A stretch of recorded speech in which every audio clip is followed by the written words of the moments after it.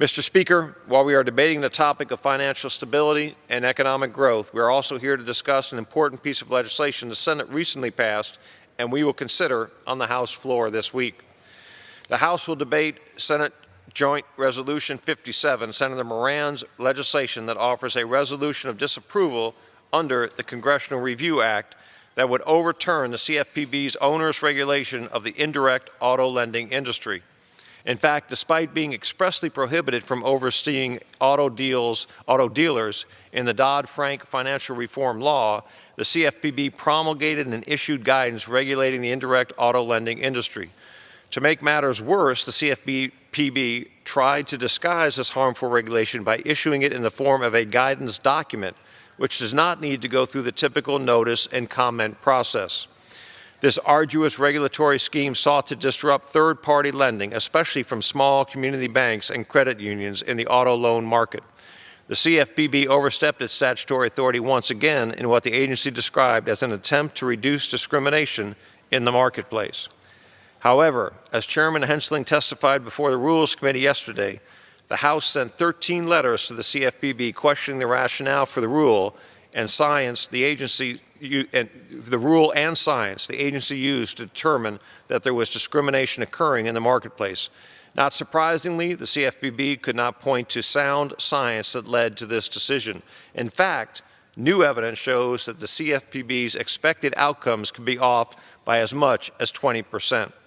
To make matters worse, Chairman Hensling also testified that this rule is expected to increase the per-person cost of purchasing an automobile by $586 per loan. I know that in eastern Colorado, $586 makes a big difference. That's the difference between being able to put money aside for taking a family vacation or making much-needed home repairs. This guidance has only resulted in removing options from consumers, reducing the ability to find affordable auto financing, and setting a dangerous precedent in how to dance around federal rulemaking process. Mr. Speaker, it is time that this Congress take steps to rein in the CFPB's unaccountable, overbroad regulatory powers. One agency should not have the ability to significantly curtail an entire facet of the lending market.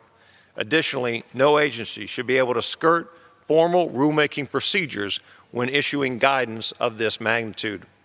The CFPB's indirect auto lending rules creates an unworkable situation where an independent agency, manned by unaccountable bureaucrats, flagrantly ignored federal statute to do what it thinks is best for the American people. Instead of benefiting the American people, though, this guidance threatens to raise the cost of credit, cut back opportunity for indirect lending, and has created disincentives for financial companies to provide customers with discounted auto loans. Congress must take this opportunity to overturn a detrimental guidance that is not only circumventing the rule of law by disguising new regulations in an effort to draw less scrutiny, but is also raising rates and providing fewer choices for consumers. This resolution of disapproval will accomplish all of these goals. The legislation, which recently passed in the Senate 5147, will utilize the Congressional Review Act process to overturn the CFPB's guidance, while also sending a clear message that agencies should not be circumventing congressional oversight.